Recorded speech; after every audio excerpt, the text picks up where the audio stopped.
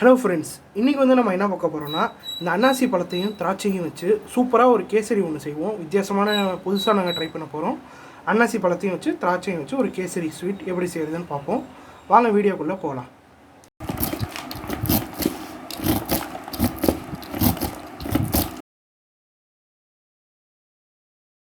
அன்னாசி நம்ம ஒரு 4 பீஸ் 5 பீஸுக்கான நம்ம நறுக்கி வச்சுருக்கோம். இந்த மாதிரி ஒரு 5 ஸ்லைஸ் வர மாதிரி அன்னாசி எடுத்து வச்சுக்கோங்க. திராட்சை ஒரு 100 கிராம் திராட்சை எடுத்துக்கோங்க. அன்னாசி ஸ்லைஸை இந்த மாதிரி சின்ன சின்ன பீஸாக நறுக்கி எடுத்துக்கோங்க. ஷேப் முக்கியம் இல்லை, நீங்கள் சின்ன சின்னதாக நறுக்கிக்கிட்டாலே போதும்.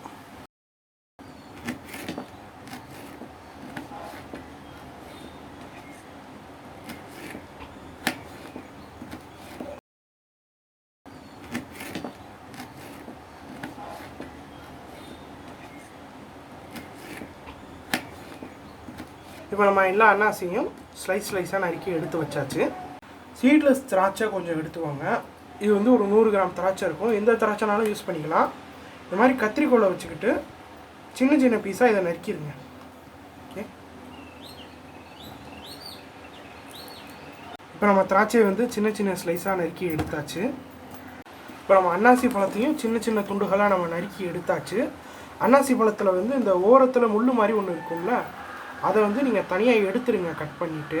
ஓகே, இந்த மாதிரி முள் மாதிரி ஒன்று இருக்கும், அதை தனியாக கட் பண்ணி எடுத்துருங்க. வெறும் பழத்தை மட்டும் யூஸ் பண்ணுங்கள். அன்னாசி பழத்தில் வெறும் பழத்தை மட்டும் கட் பண்ணி இந்த மாதிரி சின்ன சின்ன துண்டுகளாக ஆக்கி எடுத்து வச்சுக்கோங்க. ஃபஸ்ட்டு அடுப்பத்தை வச்சுக்கோங்க. இது மாதிரி ஒரு சட்டி ஒன்று எடுத்து வச்சுக்கோங்க, கடாய். சட்டி நல்லா சூடாகி வந்ததும் நம்ம 2 ஸ்பூன் நெய் அதில் போட்டுடலாம்.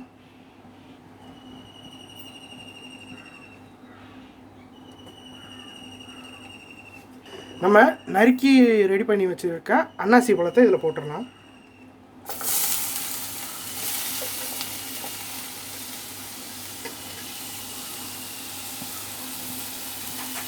திராட்சையும் அப்படியே போட்டுருங்க.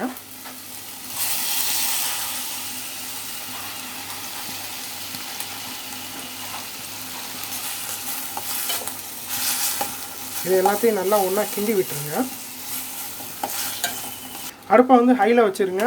இது ஒரு 2 நிமிஷம் வேகட்டும். அப்படி அந்த நெய் பார்த்திங்கன்னா அன்னாசி திராட்சை எல்லாத்துலேயும் ஒன்றா நல்லா மிக்ஸ் ஆகி உங்களுக்கு ஒரு புது விதமான ஒரு ஃப்ளேவர் ஒன்று கொடுக்கும். அன்னாசியில் உள்ள புளிப்பு நம்ம இது மூலமா இறங்கிடும், கம்மியாகிடும். அதனால் கேசரிக்கு உங்களுக்கு கரெக்டாக இருக்கும். ஏன்னா அன்னாசி புளிப்பு தெரிஞ்சதுன்னா அந்த டேஸ்ட்டு நல்லா இருக்காது. அதனால் நம்ம நெய்யில் போட்டு அன்னாசியை வறுத்துக்கிறோம். இப்போ 2 நிமிஷம் ஆயிடுச்சு. தண்ணி உங்களுக்கு நல்லா வற்றி வந்துருச்சு. இந்த டயத்தில் அடுப்பை சிம்மில் வச்சுட்டு 2 டேபிள் ஸ்பூன் சீனி போட்டுக்கோங்க. இது நம்ம பழத்துக்கு மட்டும், பழத்துக்கு இனிப்பு வரணுங்கிறதுக்காக நம்ம கொஞ்சம் லைட்டாக சீனி சேர்த்துக்கிறோம். கேசரிக்கு நம்ம அப்புறமா சீனி ஆட் பண்ணுவோம். இது எல்லாத்தையும் நல்லா ஒன்றா மிக்ஸ் பண்ணிக்கோங்க. இப்போ அடுப்பை நீங்கள் ஹையில் வச்சுக்கலாம். நல்லா ஒன்றா கிண்டி விட்டுருங்க. இப்போ பார்த்தீங்கன்னா ஒரு அரை பக்கம் வெந்துருச்சு. உங்களுக்கு ஃப்ரூட்ஸ் வாய்க்கு கடிக்க வேணான்னா இன்னும் கொஞ்சம் நல்லா வேக விட்டுருங்க. ஆனால் எனக்கு பார்த்தீங்கன்னா நம்ம ஃப்ரூட்ஸ் மெண்டு சாப்பிட்றது தான் நல்லாயிருக்கும் கேசரியில் வர்றப்ப.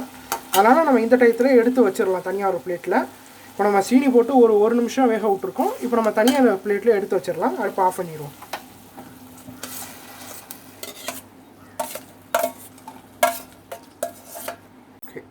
இப்போ இது பார்த்திங்கன்னா பழம் நம்மளுக்கு ரெடி ஆகிடுச்சு. அதனால சீனியோடு சேர்ந்து ஒரு நல்ல நெய்யும் சேர்ந்து நல்லா வாசமாக இருக்குது, சூப்பராக இருக்குது. இதே சாப்பிட்லாம் போல். நம்ம கேசரிகளை சேர்த்துட்டு இப்போ அடுத்து என்ன செய்கிறதுன்னு பார்ப்போம். இப்போ மறுபடியும் நீங்கள் அடுப்பை பற்ற வச்சுட்டு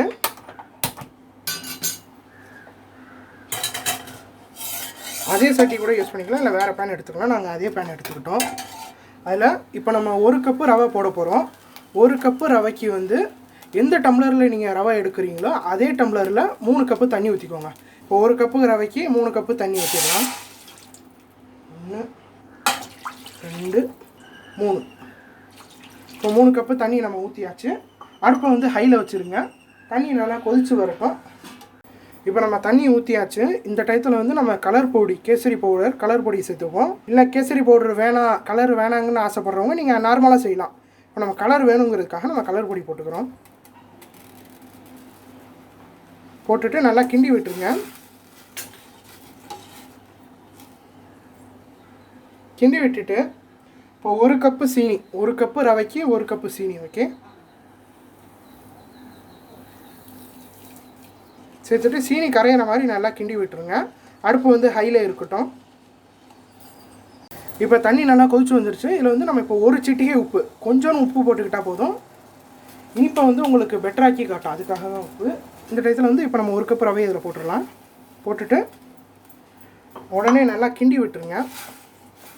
ரவை வந்து உங்களுக்கு கட்டி பிடிக்கக்கூடாது. நம்ம ரெடி பண்ணி வச்சுருக்க அன்னாசி பழம், திராட்சை அது ரெண்டுத்தையும் ஒன்றா போட்டுருங்க. இது எல்லாத்தையும் நல்லா ஒன்றா கிண்டி விட்டுருங்க. அடுப்பு வந்து உங்களுக்கு ஹைலே இருக்கட்டும். கட்டி பிடிக்காமல் நல்லா கிண்டி விட்டுருங்க. இது ஒரு 5 நிமிஷம் இருக்கட்டும். 5 நிமிஷம் வந்ததும் நம்மளுக்கு கேசரி தயாராகிடும். இப்போ வந்து உங்களுக்கு ஓரளவுக்கு கெட்டியாகி வந்துருச்சு கேசரி. இந்த ஸ்டேஜில் வந்து நீங்கள் என்ன செய்கிறீங்க, 2 ஸ்பூன் நெய்யை அப்படியே சேர்த்துருங்க.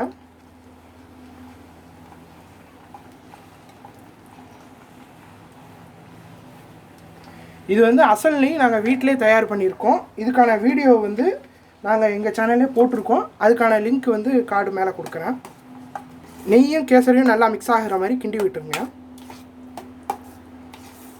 அப்புறம் பார்த்திங்கன்னா இந்த மாதிரி ஃப்ரூட் கேசரி வந்து பைனாப்பிளில் செஞ்சிங்கன்னா, அன்னாசி பழத்தில் செஞ்சிங்கன்னா தான் பெஸ்ட்டாக இருக்கும். அதுக்கடுத்து வேறு எந்த பழத்தை வச்சு செய்யலான்னு பார்த்தீங்கன்னா, ஆப்பிளில் செய்யலாம், மாதுளம்பழத்தில் செய்யலாம். மற்ற பழங்கள் வாழைப்பழம் அதெல்லாம் கூட அவ்வளோக்கா செட் ஆகாது. அன்னாசி பெஸ்ட்டு. ஏன்னா அன்னாசியில் வந்து உங்களுக்கு பார்த்தீங்கன்னா நேச்சுரலாக ஃப்ளேவர் நல்லா இருக்கிறதுனால உங்களுக்கு கேசரிக்கு ஒரு நல்ல வாசம் இருக்கும். இப்போ பார்த்தீங்கன்னா அன்னாசி பழம் வாசம் நல்லா சூப்பராக அடிக்குது. ஓகே, இப்போ கிட்டத்தட்ட உங்களுக்கு நல்லா கெட்டியாகி வந்துருச்சு.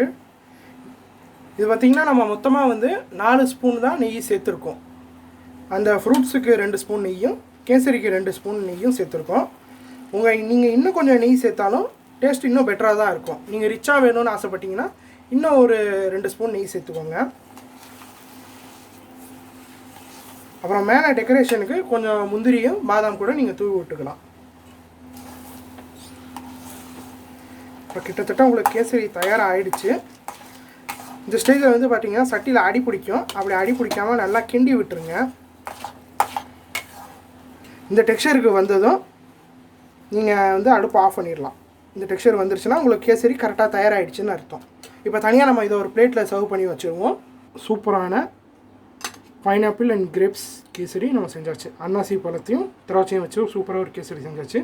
இப்போ நம்ம டேஸ்ட் எப்படி இருக்குன்னு பார்த்துருவோம். இது பார்த்திங்களா, நம்ம அந்த அன்னாசி சின்ன சின்ன பீஸாக இருக்குது பாருங்கள், அதை அப்படியே நம்ம எடுத்து ஒரு டேஸ்ட் பார்த்துருவோம் எப்படி இருக்குன்னு.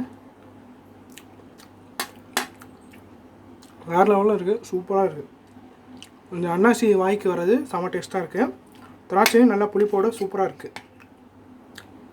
ட்ரை பண்ணி பாருங்கள். எப்படி இருந்துச்சுன்னு கீழே கமெண்ட் பண்ணுங்கள். பாய் பாய். மறக்காமல் சப்ஸ்கிரைப் பண்ணுங்கள்.